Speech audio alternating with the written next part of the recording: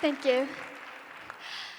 Hi guys, I'm Ayame and I'm 13. I'm in 7th grade. It's my first year in junior high, and this is like the biggest event I've had so far in my life.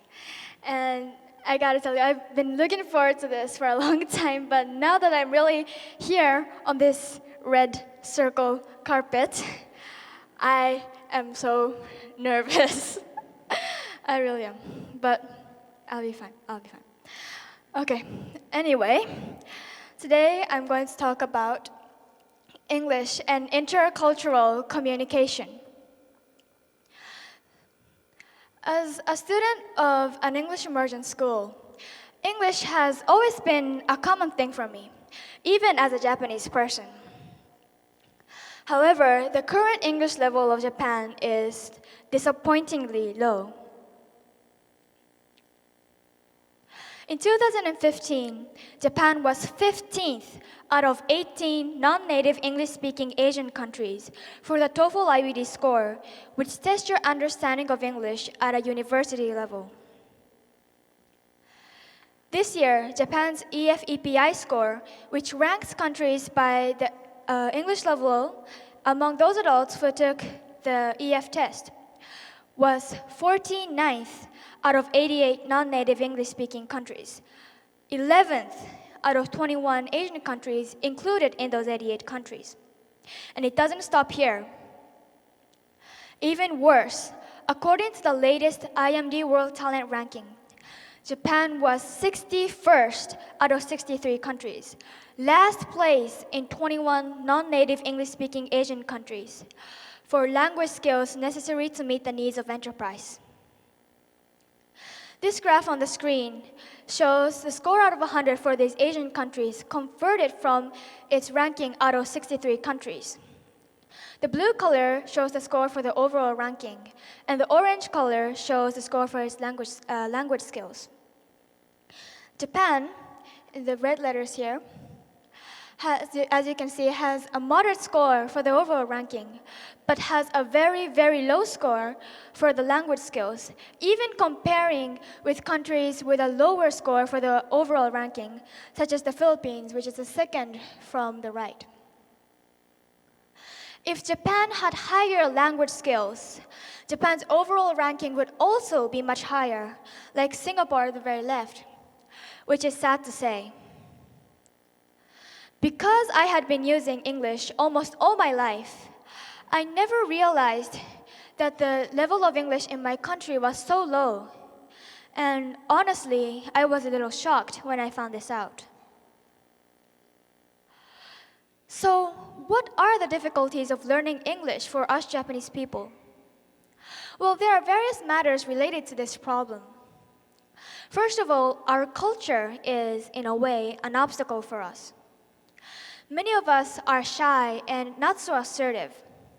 When speaking in English, it is important that we make our points clearly, not vaguely, but some of us feel hesitant in doing so. Secondly, most Japanese people have little opportunity to use English in daily life. Because Japan is an island country, there are few foreigners living in Japan, so the majority of us do not need to use languages other than Japanese. These two pie charts show ethnic groups and languages spoken in Japan, as you can see. The green color for the left and the blue color for the right is over about 99%, as you can tell, and these two colors are Japanese. And the other two, the rest of the colors, by the way, are Korean and Chinese. So English isn't even listed on this graph. So this tells us how much our daily lives are, well, Japanese. Also, Japan is advanced in academics and technology, so many of us do not feel the need to have to use English to learn new concepts. Therefore, we have little opportunity to use English. So why do we have to improve our English level? We don't need it in daily life. And to be honest, some of us don't really need English. Some of us can have a successful life without speaking a single word of English. However, for most of us, English is vital in our globalizing world. As globalization advances and we have more and more opportunity as we have more and more contact with people from foreign countries, the importance of English is likewise increasing, even here in Japan, where English is not so used. In the aforementioned IMD research, in 2017, Japan was last place out of 63 countries for general significance of international experience of senior managers. This problem is also seen in world market capitalization rankings. As you can see, in 1999, there were 2 Japanese companies that were in the top 10 companies with the highest market capitalizations in the world. And in 1989, there were even more companies, 7 in fact, that were in the top 10 companies. However, if you look at the one on the right, Japan's flag isn't listed anywhere. What place do you think Japan is right now? 20s? In the 30s? In the 40s? Well, they're all wrong. The top Japanese company is now in 44th place after only 2 decades. So this shows us how much Japan is lagging behind on globalization and how much globalization and English is affecting our economy. Back in the late 1900s, Japan had one of the most developed economies in the world, and we did not need to rely on other countries so that we could improve our economy. However, this idea is already out of date. Now we cannot improve our economy without interaction with foreigners. And if we cannot catch this wave of globalization, Japan's economy will just keep worsening. Okay, this is a major problem now. How can we improve our English level then? Well, there are ways to improve our English level. And in my experience, the most important thing is to create interpersonal opportunities using spoken English. Interaction with foreigners is especially beneficial because it allows us to understand how native English speakers use English, such as colloquialisms, idioms, slang, and even body language, like rolling our eyes. My English ability owes most of its success to the many conversations I've had with foreigners since kindergarten. However, this isn't always easy, especially in Japan, where there are few foreigners. Therefore, we have to try to use English amongst ourselves. Now, I know some of you in the audience may be thinking, speaking English with Japanese people? What? Well, I understand how you feel because I've had the same feeling before. It is unnatural to speak in our second language with people whose first language is the same as ours. And I just played by the rules of the school without really understanding why I had to speak English with Japanese people. Because I had so much experience having conversations and interacting with foreigners, I couldn't really find the importance of speaking English with Japanese people. However, after learning about the English level of Japan, I finally realized the value of all the interactions I've had with foreigners, and I learned that I had to try to create these opportunities so that I could find more of them.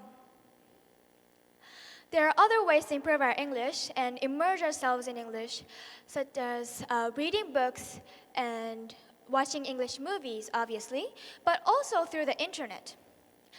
The internet can lead us out to the world, and we do not need to stay in our country anymore. By just opening a website, we can have a connection with people from around the world. English is beneficial for many other reasons. not only for us Japanese, but for people around the world. English is one of the most spoken or used languages in the world, and it is the official language of over 50 countries. Well, Japanese is only used in Japan, and it is spoken 5 times more. Now, if you thought 5 times more wasn't much of a difference, I have to admit, Japanese is the 9th most spoken language in the world. However, Japan also has the 10th largest population in the world. So, 10th largest population and 9th most spoken language. Is it surprising? No. English is also the language of most media and entertainment. Over 25% of internet users, which is over 1 billion people, use English. Well, only 2%, which is less than 200 million, use Japanese. Also, when I researched world population ranking in both English and Japanese, there were 28 million results in Japanese, while there were 190 million in English, which is 6.8 times more. Furthermore, English is the language of business, like I mentioned before, especially with globalization and outsourcing. Finally, and maybe even most importantly, English is the language of intercultural communication. Intercultural communication. What is intercultural communication? Well, intercultural communication is to communicate with people from different cultural backgrounds or social groups as ours. This is becoming increasingly important nowadays as we have more and more contact with people who are culturally different from us. And intercultural communication can offer us the ability to deal across cultures and accept the differences. This can help us thrive in our global world as a global leader. Intercultural communication has changed me positively.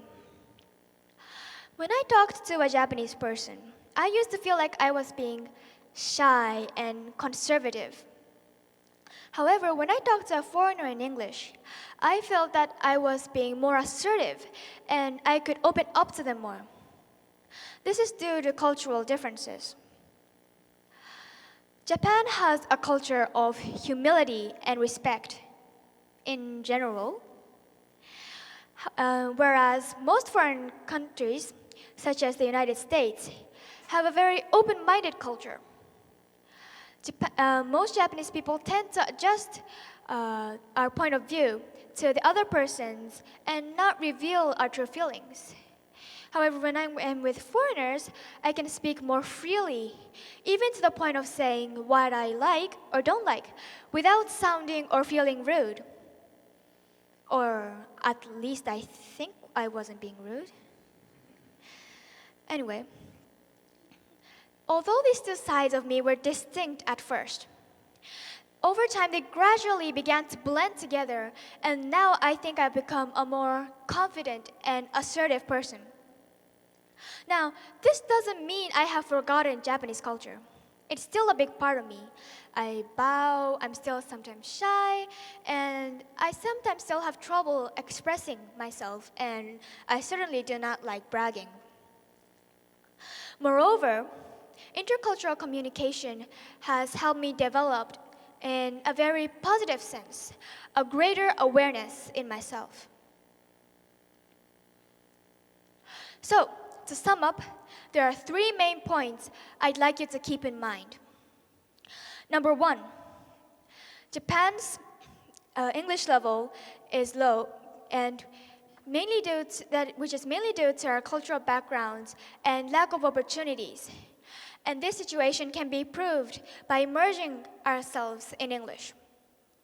Number 2, English is important for various reasons, such as its commonness and advancement in globalization. And its importance will keep increasing as globalization advances.